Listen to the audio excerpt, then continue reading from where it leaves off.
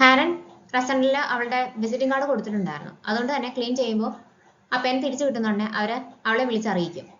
ചാൻ പറഞ്ഞത് കള്ളമാണെന്ന് അവൾക്ക് മനസ്സിലാവും. എനിക്കിതിനൊരു എക്സ്പ്ലനേഷൻ വേണമെന്ന് പറഞ്ഞിട്ട് അവൻ കൊടുത്ത പെന്നും റെസ്റ്റോറൻറ്റിൽ നിന്ന് കിട്ടിയ പെന്നും കൂടി കൊണ്ട് അവള് ചാനെ കാണാനായിട്ട് പോകും.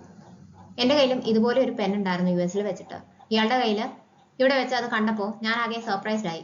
എത്രമാത്രം ആ പെൻ ഇയാൾ വാല്യൂ ചെയ്തിരുന്നു എന്ന് അത് കളഞ്ഞു പോയപ്പോൾ ഇയാൾ വിഷമിക്കുന്ന കണ്ടപ്പോൾ ഞാൻ മനസ്സിലാക്കി. അതുകൊണ്ട് US പോയപ്പോൾ ഞാൻ അതുപോലെ ഒരെണ്ണം വാങ്ങിക്കൊണ്ട് വന്നതാണെന്ന് അവൻ പറയും. ഇത് സ്പെഷ്യലായിട്ട് എനിക്ക് വേണ്ടിയിട്ട് പറഞ്ഞു ചെയ്യിച്ചതാണെന്നൊക്കെ ഞാൻ വെറുതെ തെറ്റിദ്ധരിച്ചു. ഇത് കോമൺ ആയിട്ട് US കിട്ടുന്ന പെന്നാണല്ലേ, എന്തായാലും എനിക്ക് വേണ്ടി ചെയ്തതല്ലേ, സാരമില്ല, അതറിഞ്ഞാൽ എനിക്ക് സന്തോഷമുണ്ടെന്ന് അവൾ പറയും. പക്ഷെ അത് കേൾക്കുന്നുണ്ടേ അവന് കുറ്റബോധം തോന്നും. അത് കോമൺ ആയിട്ടുള്ള ഒരു പെന്നാണ്, ഗിഫ്റ്റ് ആയിട്ട് കിട്ടിയത് കൊണ്ട് അത് സ്പെഷ്യൽ ആകുന്നില്ല എന്ന് ഹാരൻ വിചാരിക്കും. പഴയ പേന വെച്ച് വരയ്ക്കാനായിട്ട് നോക്കുമ്പോൾ അതിൽ ഇങ്ക് തീർന്നിട്ടുണ്ടാവും. അങ്ങനെ അവൾ അത് മാറ്റി വെക്കും. എന്നിട്ട് ചാൻ കൊടുത്ത പെന്നാണ് പിന്നീട് ഉപയോഗിക്കാനായിട്ട് ഫയലിൽ വെക്കുന്നത്. ഇതേ സമയം തിരിച്ചു വന്നിട്ട് ചാനും ആകെ കുറ്റബോധത്തിലാണ്. കള്ളം പറഞ്ഞേക്കുവാണല്ലോ അവളോട്. കള്ളം പറഞ്ഞ് നേടുന്നതൊന്നും ശാശ്വതമല്ല എന്ന് പാർക്ക് പറഞ്ഞതും അവന് ഓർമ്മ വരും. ഊഹ ശരിയാണ്, ഞാൻ ഉടനെ തന്നെ ഫ്രാൻസിലേക്ക് തിരിച്ചു പോവുകയാണ്, അതുകൊണ്ടാണ് ഹോം ടൗൺ ഒന്നും കൂടി വിസിറ്റ് ചെയ്യണം എന്ന് പറഞ്ഞതെന്ന് പാർക്ക് ചോദിക്കുമ്പോൾ കിം പറയും. പാർക്ക് അത് വിശ്വസിക്കുന്നില്ല. 60 വയസ്സാകുമ്പോഴത്തേക്കും റിട്ടയർ ചെയ്യണം, കുട്ടികളെ എല്ലാം ഏൽപ്പിച്ചിട്ട് ഫ്രാൻസിലേക്ക് തിരിച്ചു പോകണം എന്നാണ് ഞാൻ വിചാരിച്ചിരുന്നത്. പക്ഷെ എൻ്റെ കുട്ടികൾക്ക് അപകടം പറ്റിയതുകൊണ്ടും അന്ന് അവർ 3 പേരും ചെറുതായിരുന്നതുകൊണ്ടും എനിക്കതിനെ പറ്റിയില്ല. ഇപ്പോൾ ഹാരനും ഹായങ്ങും വലുതായി, അവർക്ക് കാര്യങ്ങളൊക്കെ മനസ്സിലായി, അവരെ എല്ലാം ഏൽപ്പിച്ചിട്ട് പോകാമെന്ന് ഞാൻ വിചാരിക്കുന്നു എന്ന് കിം പറയുമ്പോഴത്തേക്കിനും പാർക്ക് ചോദിക്കുന്നത് അത് മാത്രമാണോ റീസൺ എന്നാണ്. അന്ന് ഹോസ്പിറ്റലിലേക്ക് വന്നത് ഫ്രണ്ടിനെ മീറ്റ് ചെയ്യാനല്ലെന്ന് എനിക്കറിയാം, കാരണം അവിടെ ഒരു നേഴ്സ് പേര് വിളിക്കുന്നത് ഞാൻ കേട്ടു. ശരിക്കും എന്താണ് പ്രശ്നം എന്ന് ചോദിക്കും. അത് ഞാൻ റെഗുലർ ആയിട്ട് അവിടെ ചെക്കപ്പിന് വരാറുണ്ടെന്ന് മാത്രമാണ് കിം പറയുന്നത്. ടേസുക്കിന് പനിയാണ്. അവൻ ഉറക്കം ഉണർന്ന് നോക്കുമ്പോൾ ഹായങ് അവന് വേണ്ടിയിട്ട് ഫുഡ് പ്രിപ്പയർ ചെയ്തുകൊണ്ട് നിൽക്കുന്നതാണ് കാണുന്നത്. അപ്പോൾ അവന് ജൂനിയറിന്റെ മെസ്സേജ് വരും. ഇന്ന് ഫുൾ ടൈം ഹായങ് ഇയാളെ പറ്റിയാണ് സംസാരിച്ചുകൊണ്ടിരുന്നത്, അതുകൊണ്ട് ഇനിയും മീറ്റ് ചെയ്തിട്ട് കാര്യമുണ്ടെന്ന് എനിക്ക് തോന്നുന്നില്ല എന്നാണ് അയാൾ അയക്കുന്നത്. ഇവിടെ എന്തെടുക്കുകയാണ്, ഞാൻ വീട്ടിലേക്ക് കൊണ്ടുവിടാമെന്ന് അവൻ ഹായങ്ങിന്റെ അടുത്ത് പറയുമ്പോൾ വയ്യാതാകുമ്പോൾ ഒറ്റയ്ക്ക് ഇരിക്കുന്നത് സങ്കടമുള്ള കാര്യമാണ്, ഇയാൾ ഈ ഫുഡ് കഴിച്ചതിന് ശേഷം ഞാൻ പൊക്കോളാമെന്ന് ഹായങ് അവനോട് പറയും.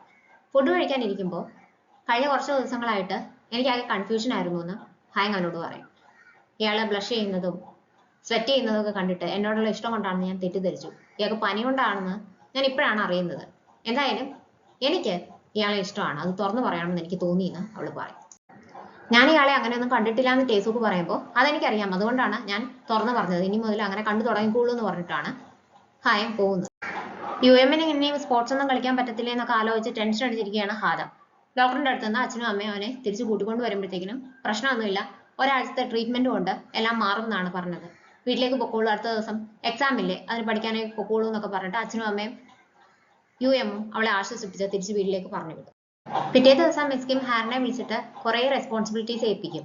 അത് മുഴുവൻ മിസ് കിം ചെയ്തുകൊണ്ടിരുന്നതാണ്. ഞാൻ ഇതൊന്നും ചെയ്ത് പരിചയമില്ല, ഗ്രാൻഡ് മദർ തന്നെ ഇതെല്ലാം നോക്കിയാൽ മതി എന്ന് പറയുന്നുണ്ട്, ഇനി മുതൽ നീ വേണം ഇതെല്ലാം നോക്കി കറക്റ്റായിട്ട് കൊണ്ടുപോകാമെന്ന് മിസ് കിം അവളോട് പറയും. എല്ലാ കാര്യത്തിലും ഇനി ഹാരന്റെ ഒപ്പീനിയൻ വേണം ചോദിക്കാമെന്ന് ടേസൂക്കിന്റെ അടുത്തും പറയും. ഹാരനെ ഇതെല്ലാം ഏൽപ്പിക്കുന്നതിൽ എന്താണ് അഭിപ്രായം എന്ന് ചോദിക്കുമ്പോൾ ടേസൂക്കും മിസ് കിമ്മിനെ സപ്പോർട്ട് ചെയ്യും. എനിക്കിത് പറ്റത്തില്ല എന്ന് പറഞ്ഞ് എതിർക്കാനായിട്ട് ഹാരൻ ശ്രമിക്കുന്നുണ്ടെങ്കിലും കൂടുതൽ പറയാനൊന്നും മിസ് കിം സമ്മതിക്കുന്നില്ല. അടുത്ത ആഴ്ച ഒരു ദിവസം ഒരു അപ്പോയിന്റ്മെന്റ്സ് എടുക്കാനായിട്ട് പാടില്ല, എനിക്ക് ഫ്രീ ആയിട്ട് വേണമെന്ന് മിസ് കിം പറയുമ്പോൾ എന്താണ് കാരണം എന്ന് ഹാരനും ടേസുക്കും ഒന്നിച്ചാണ് ചോദിക്കുന്നത്. എനിക്ക് ഒരു ദിവസം റെസ്റ്റ് എടുക്കണമെന്ന് തോന്നിയെന്ന് മാത്രമാണ് മിസ് കിം മറുപടി പറയുന്നത്. എവിടേക്കാണ് പോകേണ്ടതെന്ന് വെച്ചാൽ പറഞ്ഞാലും ഞാൻ കൊണ്ടുപോകാമെന്ന് ടേസുക്ക് പറയുന്നുണ്ടെങ്കിലും ഞാൻ ഒറ്റയ്ക്ക് പൊക്കോളാമെന്ന് മിസ് കിം പറയും. അവൻ അവിടുന്ന് ലിഫ്റ്റിൽ കയറാൻ വരുമ്പോൾ കൂടെ ഹായങ്ങും ഉണ്ടാവും. അവൾ എന്നിട്ട് അവളെ കുറിച്ച് കുറേ കാര്യങ്ങൾ അവനോട് പറയും. ഇതൊക്കെ എന്തിനാണ് എന്നോട് പറയുന്നതെന്ന് ചോദിക്കുന്നുണ്ടേ, ഞാൻ ഇയാളെ ഇഷ്ടമാണെന്ന് ഓൾറെഡി പറഞ്ഞല്ലോ, നമ്മൾ ഒരുപാട് കാലത്തെ പരിചയം ഉണ്ടെങ്കിലും എന്നെപ്പറ്റി പേഴ്സണലി ഇയാൾക്ക് അറിയത്തില്ല എന്ന് എനിക്കറിയാം, അതുകൊണ്ട് എല്ലാ കാര്യങ്ങളും ഞാൻ പറഞ്ഞു തന്നതാണ്, ബാക്കിയൊക്കെ പതുക്കെ നമുക്ക് മനസ്സിലാക്കാം. എന്നെ കൂടുതൽ പരിചയപ്പെട്ട് കഴിയുമ്പോൾ എല്ലാവരും യൂഷ്വലി ഇഷ്ടപ്പെടാറാണ് പതിവെന്നും കൂടി പറഞ്ഞിട്ടാണ് ഹായങ് പോകാനായിട്ട് തുടങ്ങുന്നത്. ഓഫീസ് ടൈമിൽ പേഴ്സണൽ കാര്യങ്ങൾ സംസാരിക്കുന്നത് എനിക്ക് ഇഷ്ടമല്ല എന്ന് പറയുമ്പോൾ അവൾ അത് നോട്ട് ചെയ്തെടുക്കും. എന്നിട്ട് കൂടുതലൊന്നും അവന് സംസാരിക്കാൻ അവസരം കൊടുക്കാതെ അവിടുന്ന് പോകും. ഹാരന്റെ കയ്യിലിരിക്കുന്ന പേന പാർക്ക് ശ്രദ്ധിക്കുന്ന കാണുമ്പോൾ ഇത് US പോയപ്പോൾ ചാൻ എനിക്ക് വേണ്ടി വാങ്ങിക്കൊണ്ട് വന്നതാണെന്ന് ഹാരൻ അയാളോട് പറയും. അവന് കൊരിയർ വന്നതാണെന്ന് പാർക്കിന് അറിയാലോ, കള്ളം പറഞ്ഞാണെന്ന് അയാൾക്ക് മനസ്സിലാവും. അതേ സമയത്ത് തന്നെ അവിടെ കേൾക്കുന്ന പാട്ട് ഇവക്ക് ഇഷ്ടമുള്ള പാട്ടാണ്. പണ്ട് എക്സ് ബോയ് ഫ്രണ്ടിന് പറഞ്ഞു കൊടുത്ത പാട്ടാണ്. അത് ഇഷ്ടമുള്ള പാട്ടാണെന്ന് ചാൻ പറഞ്ഞിട്ടുള്ളത് പാർക്ക് ഓർക്കും. പക്ഷെ ഹാരന്റെ മുഖം മാറുന്നത് പാർക്കിന് മനസ്സിലാവും. ചാനും സ്റ്റണ്ടായിട്ട് നിൽക്കുകയാണ്. എന്തോ പ്രശ്നമുണ്ടെന്ന് മനസ്സിലാക്കിയിട്ട് അയാൾ അന്നേരം തന്നെ പോയി ആ പാട്ട് മാറ്റിക്കളയാം. ഇത് സങ്കടമുള്ള പാട്ടാണ്, നമുക്ക് സന്തോഷമുള്ള പാട്ട് എന്തെങ്കിലും കേൾക്കാന്ന് പറഞ്ഞിട്ടാണ് മാറ്റുന്നത്. എന്നിട്ട് അയാളൊന്ന് ചാനിനെ നോക്കുന്നുണ്ട്. ചാൻ അയാളോട് സൈലന്റ് ആയിട്ട് താങ്ക്സ് പറയും. ഹാരമിന്റെ എക്സാം ദിവസമാവും. ഹാരനും ഹായും കൂടി അവർക്ക് വേണ്ടിയിട്ട് ഫുഡൊക്കെ പ്രിപ്പയർ ചെയ്തുകൊണ്ടിരിക്കുകയാണ്. ഞാൻ UMനെ ഹോസ്പിറ്റലിൽ കാണാൻ പോവാണെന്ന് ഹാദം അറിയാതെ പറഞ്ഞു പോകും. അന്നേരമാണ് അവൻ എന്താണ് സംഭവിച്ചതെന്ന് അവർ രണ്ടും അറിയുന്നത്. അവരോടൊന്നും പറയരുതെന്ന് UM പ്രത്യേകം പറഞ്ഞിട്ടുണ്ടായിരുന്നു. അത് കേട്ടോണ്ടാണ് മിസ് കിം അവിടേക്ക് വരുന്നത്. ഹാദമിനെ വിളിച്ചുകൊണ്ട് പോയി അവളുടെ മുടിയൊക്കെ കെട്ടിക്കൊടുക്കും. നീ എക്സാമിന് നന്നായിട്ട് പ്രിപ്പയർ ചെയ്തിട്ടുണ്ട്, അതുകൊണ്ട് നന്നായിട്ട് എഴുതാനായിട്ട് പറ്റും. UMന്റെ കാര്യം ഓർത്ത് വിഷമിക്കണ്ട, അവൻ പെട്ടെന്ന് തന്നെ റിക്കവർ ചെയ്യും എന്നൊക്കെ പറഞ്ഞിട്ട് അവളെ ആശ്വസിപ്പിക്കുകയും ചെയ്യും. എക്സാം കഴിയാതെ അവനെ കാണാനായിട്ട് ചെല്ലരുതെന്നാണ് UM ഹാദമിന്റെ അടുത്ത് പറഞ്ഞിരുന്നത്. എങ്കിലും എക്സാമിന് തൊട്ട് മുമ്പ് അവനെ കണ്ടിട്ട് പോകാമെന്ന് വിചാരിച്ചിട്ട് ഹാരനും ഹായങ്ങും പാക്ക് ചെയ്ത് കൊടുത്ത ലഞ്ചിലായിട്ട് അവൾ ഹോസ്പിറ്റലിലേക്ക് ചെല്ലും. അപ്പോൾ അകത്ത് നേഴ്സ് സർജറിയുടെ കാര്യം സംസാരിക്കുന്നവൾ കേൾക്കും. എന്താണ് സംഭവം എന്ന് അറിയാൻ അവൾ അകത്തേക്ക് ചെല്ലുമ്പോൾ അന്ന് അവന്റെ സർജറി നടക്കാനായിട്ടിരിക്കുകയാണ്. സർജറി നടക്കുവാണെങ്കിൽ ഒരാഴ്ച കൊണ്ടൊന്നും കാല് നേരെ ആകത്തില്ല എന്ന് എനിക്കറിയാം. എത്ര നാള് ഇങ്ങനെ കിടക്കേണ്ടി വരും, നിനക്കിനി സ്പോർട്സ് കളിക്കാൻ പറ്റത്തില്ല എന്നൊക്കെ ചോദിച്ച് അവൾ ആകെ വിഷമിക്കും. ഇയാൾക്ക് വേണമെങ്കിൽ എന്റെ ബോൺ തരാമെന്ന് വരെ അവൾ പറയും. നീ ഇങ്ങനെ സംസാരിക്കുമെന്ന് എനിക്കറിയാം, അതുകൊണ്ടാണ് ഞാൻ നിന്നെ ഒന്നും അറിയിക്കാതിരുന്നത്. എന്റെ സർജറി കഴിയുവാണെങ്കിൽ അതൊക്കെ റിക്കവർ ആകാനായിട്ട് പറ്റും, കുറച്ച് നാൾ എടുക്കുമെന്നേ ഉള്ളൂ. അത് ഞാനൊരു ബ്രേക്ക് ആയിട്ട് കരുതിക്കോളാം. എന്തായാലും ഇന്ന് എക്സാം അല്ലേ, മറ്റൊന്നും ആലോചിക്കാതെ പോയി എക്സാം എഴുതണമെന്ന് പറഞ്ഞിട്ട് അവൻ നിർബന്ധിച്ച് ഹാദമിനെ പറഞ്ഞു വിടും. UMനെ ധൈര്യം കൊടുത്ത അച്ഛനും അമ്മയും കൂടെയുണ്ട്. സർജറിക്ക് കയറുന്നതിന് തൊട്ട് മുമ്പും ഹാദമിന് എക്സാം എളുപ്പമായിരിക്കണമെന്നാണ് UM പ്രാർത്ഥിക്കുന്നത്. അതുപോലെ എക്സാമിന് തൊട്ട് മുമ്പ് UMന്റെ സർജറി നന്നായിട്ട് പോണേന്ന് മാത്രമാണ് ഹാദമും പ്രാർത്ഥിക്കുന്നത്. UMന്റെ സർജറി സക്സസ്ഫുൾ ആയിരുന്നു. എക്സാം കഴിയുമ്പോൾ അവനെ കാണാനായിട്ടാണ് ഹാദം വരുന്നത്. വരുമ്പോൾ സെഡേഷൻ കാരണം അവൻ ഉറങ്ങുമായിരിക്കും. ബോധം വരുമ്പോൾ എക്സാം എങ്ങനെ ഉണ്ടായിരുന്നു എന്ന് ചോദിക്കുന്നുണ്ടേ ഞാൻ നന്നായി എഴുതിയെന്ന് അവൾ പറയും. അന്നേരത്തേക്ക് അവൻ വീണ്ടും ഉറങ്ങിപ്പോവും. അവൾ തെറ്റിദ്ധരിച്ചത് കാരണം, പിണങ്ങിയത് കാരണമാണല്ലോ അവൻ ഇതൊക്കെ സംഭവിച്ചതെന്ന് ആലോചിച്ചിട്ട് അവൾക്ക് ആകെ വിഷമമാണ്. ഫാക്ടറി വിസിറ്റിന് വരാൻ പറ്റുമെന്ന് ടെസൂക്കിനെ വിളിച്ചിട്ട് ജൂനിയർ ചോദിക്കും. അന്നേരം ഹായം അങ്ങോട്ടേക്ക് വരും. അവളുടെ അടുത്ത് ചോദിക്കുമ്പോൾ അവൾക്ക് സമ്മതമാണ്. ചെല്ലാമെന്ന് ടെസൂക്ക് വാക്ക് കൊടുക്കും. എന്നിട്ട് ഹായം കേക്കെ ജൂനിയറിന്റെ അടുത്ത് പറയും, ഞാനും ഹായങ്ങും ഒരു കാരണവശാലും ഒരിക്കലും ഡേറ്റ് ചെയ്യാനായിട്ട് പോകുന്നില്ല, അതുകൊണ്ട് അതോർത്ത് ഇയാള് വിഷമിക്കേണ്ട ആവശ്യമില്ല എന്നാണ് പറയുന്നത്. ഇത് കേട്ട് അവൾ ആകെ ഷോക്ക്ഡ് ആവും. അതുകൊണ്ട് തന്നെ അവന്റെ കൂടെ ലിസ്റ്റിൽ കയറുന്നില്ല. ചാൻ ഡോക്ടറുടെ അടുത്ത് കൺസൾട്ടേഷന് ചെല്ലും. അവനിപ്പോ ഫ്രീക്വന്റ് ആയിട്ട് ഹിയറിങ്ങിന് പ്രശ്നമുണ്ട്. ഒരുപാട് സ്ട്രെസ് എടുക്കുന്നത് കൊണ്ടാണ് ഇയാളിപ്പോ ഇങ്ങനെ കള്ളമൊക്കെ പറയുന്നത് കൊണ്ട് കൂടിയാണ്. ഇതിങ്ങനെ തുടർന്നുകൊണ്ട് പോവുകയാണെങ്കിൽ ഈ ലക്ഷണങ്ങൾ കൂടി വരത്തേ ഉള്ളൂ എന്ന് ഡോക്ടർ പറയുമ്പോൾ ഞാൻ അവളുടെ അടുത്തെല്ലാം തുറന്നു പറയാൻ പോവുകയാണെന്ന് ചാൻ പറയും. അത് നല്ലൊരു തീരുമാനമാണ്. പക്ഷെ ഇയാളുടെ ഓർമ്മകളെല്ലാം സ്കാറ്റേർഡ് ആണ്. അത് കണക്ട് ചെയ്യാനായിട്ട് എന്തെങ്കിലും മാർഗം ഉണ്ടോന്ന് തോന്നുന്നുണ്ടോ എന്ന് ഡോക്ടർ ചോദിക്കുന്നുണ്ടേ. ഞാനൊരു വഴി കണ്ടിട്ടുണ്ടെന്ന് അവൻ പറയും. ചാൻ ഹോസ്പിറ്റലിലേക്ക് തിരിച്ചു ചെന്ന് ചാ സുജിൻ എന്ന് പറഞ്ഞിട്ടൊരു സ്റ്റാഫ് അവിടെ ഉണ്ടോ എന്ന് അന്വേഷിച്ചുകൊണ്ടിരിക്കുമ്പോൾ സുജിൻ അങ്ങോട്ടേക്ക് വരും. രണ്ടുപേരും പരസ്പരം റെക്കഗ്നൈസ് ചെയ്യും. ആ എക്സ്പ്ലോഷൻ നടന്ന ദിവസം ലാബിൽ എന്താണ് സംഭവിച്ചതെന്ന് എന്നോടൊന്ന് പറഞ്ഞു തരാമോ? റിയേജന്റിന്റെ എറർ ആയിരുന്നു എന്ന് ഞാൻ കേട്ടായിരുന്നു. എക്സ്പ്ലോഷൻ നടക്കുന്നതിന് തൊട്ട് മുമ്പ് ലാബിന്റെ വെളിയിൽ ഞാനും ഉണ്ടായിരുന്നു. എന്റെ മെമ്മറീസ് മുഴുവൻ ഇയാളുടെ ബ്രേസ്ലെറ്റിന്റെ സൗണ്ടുമായിട്ട് കണക്റ്റഡ് ആണ്. എനിക്ക് എല്ലാ കാര്യങ്ങളും ഓർക്കാനായിട്ട് പറ്റുന്നില്ല. ആ ഒരു ഷോക്കിൽ നിന്ന് ഒരുപാട് കാര്യങ്ങൾ ഞാൻ മറന്നുപോയി. ഇയാൾക്കാവുമ്പോൾ എല്ലാം അറിയാലോ, അതുകൊണ്ടാണ് ഞാൻ ഇയാളുടെ അടുത്ത് ചോദിക്കുന്നതെന്ന് പറയും. ഇത് കേൾക്കുമ്പോൾ അവൾ ഞെട്ടും. അവളുടെ ബ്രേസ്ലെറ്റ് പോക്കറ്റിൽ ഇട്ടേക്ക് കാണാം. അവളത് പുറത്തേക്ക് എടുക്കുന്നില്ല. ഞാൻ ഓർമ്മ വന്ന കാര്യങ്ങളൊക്കെ നോട്ട് ചെയ്ത് വെച്ചിട്ടുണ്ടെന്ന് പറഞ്ഞ് ഇവൻ ആ നോട്ട്ബുക്ക് സുജിനെ കാണിക്കും. അവൾ നോക്കുമ്പോൾ താഴെ വീണ ക്യാൻ മുതൽ അവളുടെ ബ്രേസ്ലെറ്റ് വരെ അവൻ ഓർത്ത് വരച്ചു വെച്ചിട്ടുണ്ട്. അവൾക്ക് മൊത്തത്തിൽ ഒരു അണീസിനെസ് തോന്നും. ഞാൻ നിങ്ങളുടെ കോളേജിൽ പോലും അല്ലായിരുന്നു, അടുത്തുള്ള മെഡിക്കൽ സ്കൂളിൽ പഠിച്ചുകൊണ്ടിരിക്കുകയായിരുന്നു. ഇടയ്ക്കിടയ്ക്ക് ഹോക്ചാനെ കാണാനായിട്ട് അങ്ങോട്ടേക്ക് വരുമായിരുന്നു എന്നുള്ളത് സത്യമാണ്. പക്ഷെ അതിൽ കൂടുതൽ കാര്യങ്ങളൊന്നും എനിക്കറിയത്തില്ല എന്ന് പറഞ്ഞിട്ട് അവൾ പോകാനായിട്ട് തുടങ്ങും. ഞാനിതിൽ നോട്ട് ചെയ്ത് വെച്ചേക്കുന്ന ആ സൗണ്ടിനെ പറ്റി എന്തെങ്കിലും അറിയാമോ? എൻ്റെ മെമ്മറീസിൽ മുഴുവൻ ആ ഒരു സൗണ്ട് ഉണ്ട്, ഇയാളുടെ ബ്രേസ്ലെറ്റിന്റെ സൗണ്ടും ഉണ്ട്. ഇതെല്ലാം കണക്ട് ചെയ്യുന്ന ആൾ ഇയാൾ മാത്രമാണ്. അപ്പൊ ഇയാൾക്ക് എന്തെങ്കിലും അറിയായിരിക്കുമല്ലോ. എനിക്ക് ഒന്നും ഓർക്കാനായിട്ട് പറ്റുന്നില്ല. ഒരാളെ പ്രൊട്ടക്ട് ചെയ്യാനായിട്ടുണ്ട്, അതെന്റെ മെമ്മറീസ് മുഴുവൻ തിരികെ കിട്ടിയാൽ മാത്രമേ ചെയ്യാനായിട്ട് പറ്റത്തുള്ളൂ, അതുകൊണ്ടാണ് ചോദിക്കുന്നതെന്ന് ഇവൻ വീണ്ടും പറയുമ്പോഴത്തേക്കിനും അവൾക്ക് ദേഷ്യം വരും. 7 വർഷം മുമ്പ് ആ ഒരു എക്സ്പ്ലോഷനിൽ എനിക്ക് ഹോക്ചാനെ നഷ്ടപ്പെട്ടു. ഇയാൾക്ക് പ്രശ്നങ്ങളൊന്നുമില്ല, ഇയാൾ ഇപ്പോഴും ജീവനോടെ ഉണ്ട്, നന്നായി ജീവിക്കുന്നുണ്ട്. ഞാൻ മറക്കാൻ ആഗ്രഹിക്കുന്ന കാര്യങ്ങൾ ഇയാളുടെ കുറച്ച് മെമ്മറീസിന്റെ പേരിൽ വീണ്ടും വീണ്ടും വന്ന് ചോദിച്ച് എന്നെ ടോർച്ചർ ചെയ്യേണ്ട ആവശ്യം എന്താണ്? ദയവേത് എന്നെ ഇനി അന്വേഷിച്ച് വരരുത്, എനിക്കൊന്നും അറിയത്തില്ലെന്ന് ഞാൻ പറഞ്ഞു കഴിഞ്ഞതല്ലേ എന്ന് ചോദിച്ചിട്ട് ഇവള് ദേഷ്യത്തിലാണ് അവിടുന്ന് പോകുന്നത്. ഒരിക്കൽ ലാബിലേക്ക് വരുമ്പോൾ ഹാരന്റെ കാര്യം പറഞ്ഞ് ഹോക്ചാൻ സാമുചാന്റെ അടുത്ത് ദേഷ്യപ്പെട്ടത് സുജിൻ ഓർക്കും. ഞാനാണെന്ന് വ്യാജന നീ അവൾക്ക് ഇത്രയും നാളും മെസ്സേജ് അയച്ചുകൊണ്ടിരുന്നു എന്നാണോ നീ പറയുന്നതെന്ന് ചോദിക്കുമ്പോൾ സാമുചാൻ അവനോട് അപ്പോളജൈസ് ചെയ്യുന്നുണ്ട്. അവൻ പിന്നെയും ദേഷ്യപ്പെടും. ഇത് അപകടമാണ്, നീ ഇത് നിർത്തണം എന്നൊക്കെ പറഞ്ഞതും എല്ലാം സുജിൻ ഓർക്കും. ചാനിന് വേണ്ടിയിട്ട് ഒരു ഡ്രസ്സ് സ്പെഷ്യലായിട്ട് ഡിസൈൻ ചെയ്തുകൊണ്ടിരിക്കുകയാണ് ഹാരൻ. അന്നേരമാണ് സുജിനെ കണ്ടിട്ട് അവൻ അങ്ങോട്ടേക്ക് വരുന്നത്. എന്തോ പ്രശ്നമുണ്ടെന്ന് നമുക്ക് മനസ്സിലാവും. പക്ഷെ എന്താണെന്ന് ചോദിക്കുമ്പോൾ ഇയാളെ മിസ് ചെയ്തത് കൊണ്ടാണ് ഈ സങ്കടം എന്ന് മാത്രമാണ് അവൻ പറയുന്നത്. പാർക്ക് അങ്ങോട്ടേക്ക് വാഷ് ചെയ്ത ബ്ലാങ്കറ്റ്സ് ഒക്കെ ആയിട്ട് വരുമ്പോൾ അത് കൊണ്ടുവെക്കാനായിട്ട് അവൻ പോകുന്നുണ്ട്. നോക്കുമ്പോൾ അവന്റെ ഫോണിലേക്ക് ഒരു മെസ്സേജ് വരും. അത് അവന്റെ അച്ഛൻ അയച്ചതാണ്. സെമിനാറിന് വേണ്ടിയിട്ട് ദൂരെ ഒരു സ്ഥലത്തേക്ക് പോവുകയാണ്, അതുകൊണ്ട് നേരത്തെ ബർത്ത്ഡേ വിഷ് ചെയ്യുകയാണെന്നാണ് അച്ഛൻ മെസ്സേജ് അയക്കുന്നത്. അത് ഹാരൻ കാണും. അതുകൊണ്ട് തന്നെ അവൻ്റെ അടുത്ത് അടുത്ത ദിവസം നമുക്കൊന്ന് പുറത്ത് പോകണം, ട്രീറ്റ് എൻ്റെ വകയാണെന്ന് നമ്മൾ പറയും. എത്രയും പെട്ടെന്ന് ആ ഡ്രസ്സ് ശരിയാക്കണം എന്ന് നമുക്ക് മനസ്സിലാവും. അതുകൊണ്ട് ഹാരൻ ചെന്ന് ചാനിനെ ഹഗ് ചെയ്തിട്ട് രഹസ്യമായിട്ട് മെഷർമെന്റ് എടുത്തിട്ടാണ് പോകുന്നത്. അന്നേരമാണ് അവൻ ഫോൺ എടുത്ത് നോക്കുന്നത്. അപ്പോൾ അവൾ ആ മെസ്സേജ് കണ്ടു എന്ന് അവന് മനസ്സിലാവും. എവിടേക്കാണ് പോകുന്നതെന്ന് ചോദിച്ചിട്ട് ടേസൂക്ക് മിസ് കെവിനെ വിളിക്കുമ്പോൾ ഞാൻ എൻ്റെ ഹോം ടൗൺ വിസിറ്റ് ചെയ്യാൻ പോവുകയാണെന്ന് പറയും. അത് കേട്ടോണ്ടാണ് ഹാരൻ അങ്ങോട്ടേക്ക് വരുന്നത്. എന്ത് പറ്റിയെന്ന് ചോദിക്കുമ്പോൾ എനിക്കും ഇടയ്ക്ക് ഫണ്ണായിട്ടുള്ള കാര്യങ്ങൾ ചെയ്യാൻ ആഗ്രഹം കാണത്തില്ലേ എന്ന് ഗ്രാൻഡ് മദർ തിരിച്ചു ചോദിക്കും. ഗ്രാൻഡ് മദർ സ്കാർഫ് സെലക്ട് ചെയ്തുകൊണ്ട് നിൽക്കുമായിരിക്കും. അവർക്ക് ഇഷ്ടപ്പെട്ട സ്കാർഫ് ഏതാണെന്ന് ഹാരൻ ഗ്രാൻഡ് മദറിൻ്റെ അടുത്ത് പറയും. നിന്നെ ഇങ്ങനെ ചിരിച്ചു കാണുന്നത് തന്നെ എത്ര സന്തോഷമുള്ള കാര്യമാണെന്ന് അറിയാമോ? നമ്മളെ എപ്പോഴും സന്തോഷമായിട്ട് വെക്കാൻ പറ്റുന്ന ആളുകളെ കണ്ടുമുട്ടുക എന്ന് പറയുന്നത് തന്നെ റയറായിട്ടുള്ള കാര്യമാണ്. അതുകൊണ്ട് തന്നെ അവരെ നഷ്ടപ്പെടാതിരിക്കാൻ ശ്രമിക്കണമെന്ന് ഹാരൻ്റെ അടുത്ത് ഗ്രാൻഡ് മദർ പറയും. അവൾ പോയി കഴിയുമ്പോൾ എൻ്റെ അതേ ടേസ്റ്റ് ആണല്ലോ ഹാരൻ എന്ന് ഗ്രാൻഡ് മദർ ഓർക്കുകയും ചെയ്യും. പാർക്കും മിസ് കിമ്മും കൂടി കിമ്മിന്റെ പഴയ വീടിരുന്ന സ്ഥലത്തേക്ക് പോകും. അവിടെ മൊത്തം മാറിയിട്ടുണ്ടാവും. അതുകൊണ്ട് തന്നെ അവർക്ക് തിരിച്ചറിയാനായിട്ട് പറ്റുന്നില്ല. മിസ് കിമ്മിന്റെ അച്ഛൻ നട്ട ഒരു മരം കാണുന്നതന്നെയാണ് വീട് അവിടെ ആയിരുന്നു എന്ന് അവർ ഊഹിച്ചെടുക്കുന്നത്. പാർക്ക് രാവിലെ വന്ന് മിസ് കിമ്മിനെ വിളിച്ചോണ്ട് പോകുമായിരുന്നു സ്കൂളിലേക്ക്. അതൊക്കെ അവർ ഓർക്കും. അവരൊന്നിച്ച് നിന്ന് ഫോട്ടോ എടുത്ത ആ മരം എല്ലാം അതുപോലെ അവിടെ ഉണ്ട്. അവിടെ എല്ലാം നടന്ന് കണ്ടതിന് ശേഷം കോഫി വാങ്ങാനായിട്ട് പാർക്ക് പോകും. മിസ് കിമ്മിന്റെ അടുത്ത് അവിടെ തന്നെ ഇരുന്നോണം എന്ന് പറഞ്ഞിട്ടാണ് പോകുന്നത്. തിരിച്ചു വരുമ്പോൾ കോട്ടൊക്കെ അവിടെ ഊരി വെച്ചിട്ടുണ്ട്, ബാഗ് അവിടെ ഇരിപ്പുണ്ട്, സ്കാർഫ് തറയിൽ കിടപ്പുണ്ട്, ആളെ കാണാനില്ല. പാർക്ക് ഫോൺ ചെയ്ത് നോക്കുന്നുണ്ട്. ഫോൺ അവിടെ വെച്ചിട്ടാണ് മിസ് കിം പോയതെന്ന് മനസ്സിലാവും. എൻട്രൻസ് എക്സാം എല്ലാം കഴിഞ്ഞതുകൊണ്ട് ഹാദമിന് ഇനിയും പ്രത്യേകിച്ച് ചെയ്യാനൊന്നുമില്ല. അതുകൊണ്ട് തന്നെ UMന്റെ കാര്യങ്ങൾ നോക്കാൻ വേണ്ടിയിട്ട് അവള് ഹോസ്പിറ്റലിലേക്ക് വരും.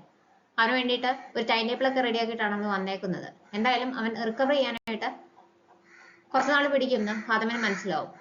ബോൺ ഗ്രാഫ്റ്റിങ്ങിനെ പറ്റിയെല്ലാം നന്നായി മനസ്സിലാക്കിയിട്ടാണ് അവൾ വന്നേക്കുന്നത്. അതിനെപ്പറ്റി സംസാരിച്ചുകൊണ്ടിരിക്കുമ്പോൾ അവന്റെ ഫ്രണ്ടും അങ്ങോട്ടേക്ക് വരും.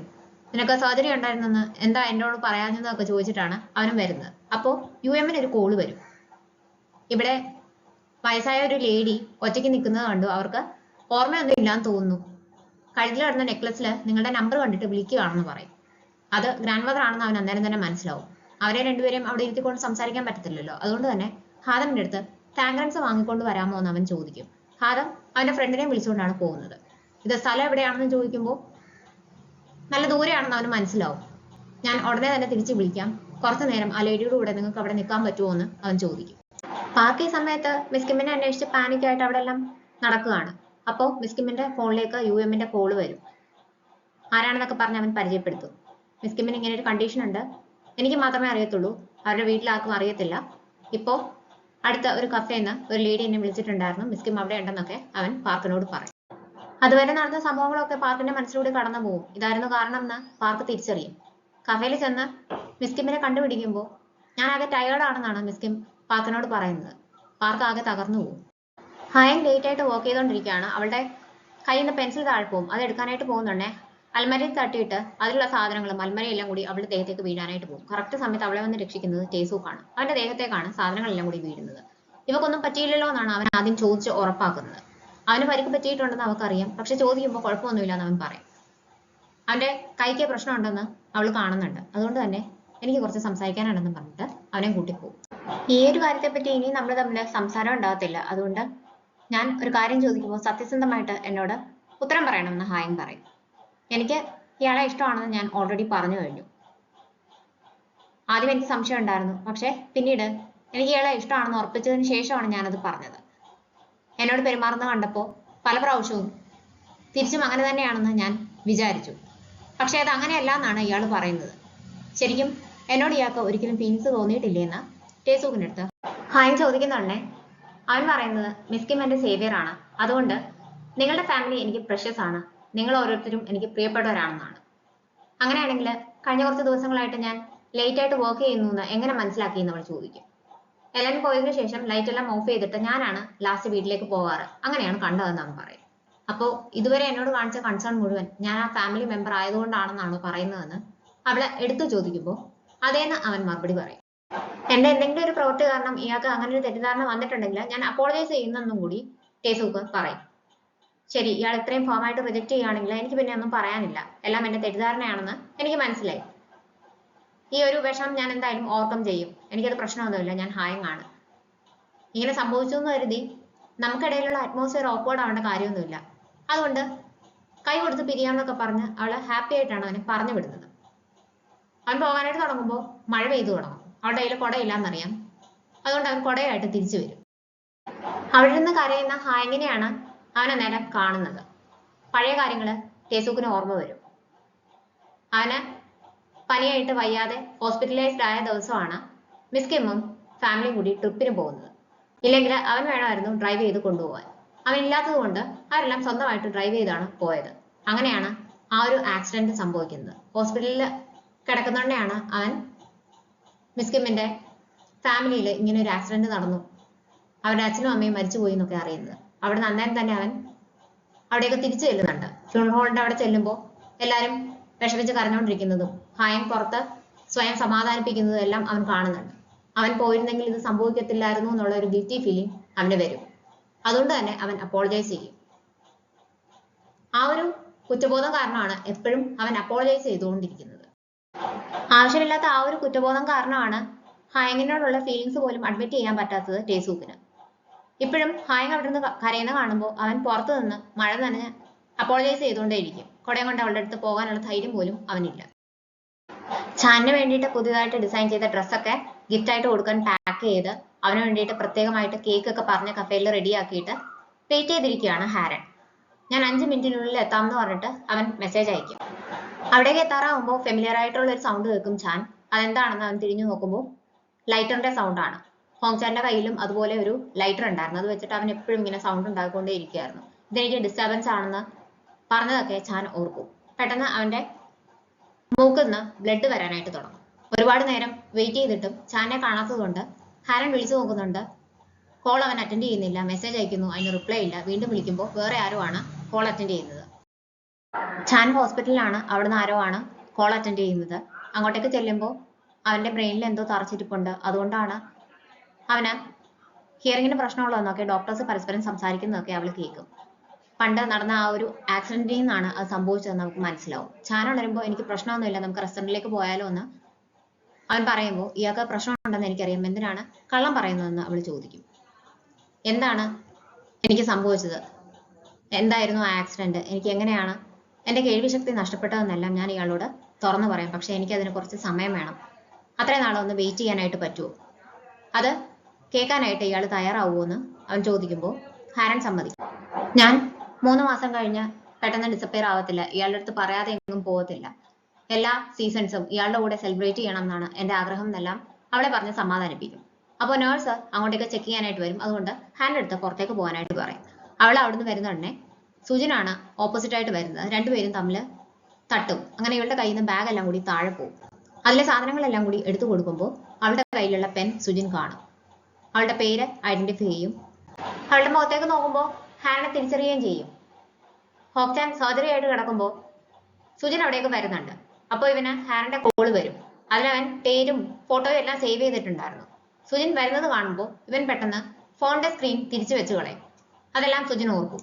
ഹാരനെ മനസ്സിലായതുകൊണ്ട് പെട്ടെന്ന് പെൻ കൊടുത്തിട്ട് സുജിൻ തിരിച്ചു നടക്കാനായിട്ട് തുടങ്ങുമ്പോൾ ഇത് ഇയാളുടെ ബ്രേസ്ലെറ്റ് അല്ലേ എന്ന് ചോദിച്ചിട്ട് ഹാരൻ അവളെ പുറകെ വിളിക്കും. അതേ സമയത്താണ് ഹാരന്റെ പേരും വിളിച്ച് ചാൻ അങ്ങോട്ടേക്ക് വരുന്നത്. അവർക്ക് പരസ്പരം പരിചയമുണ്ടെന്ന് സുജിന് മനസ്സിലാവും. അവിടെ എന്തോ സംഭവിച്ചിട്ടുണ്ടെന്ന് ചാനും തിരിച്ചറിയും. അവർ 3 പേരും മീറ്റ് ചെയ്യുകയാണ്.